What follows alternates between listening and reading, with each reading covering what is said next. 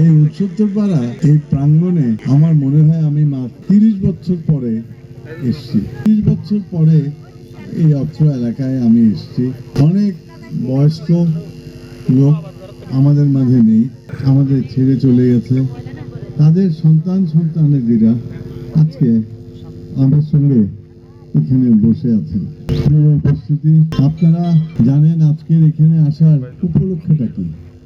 উপলক্ষ হলো আগামী মাসের 12 তারিখে জাতীয় সংসদ নির্বাচন, এবং আমি সেই সংসদীয় নির্বাচনে একজন, যখন রাউজানের জনসভা করেছিলাম সেদিন আমি বলে গিয়েছিলাম, নানা রকমের তর্ক বিতর্ক হচ্ছিল রাউজানে নির্বাচনে রণাঙ্গনে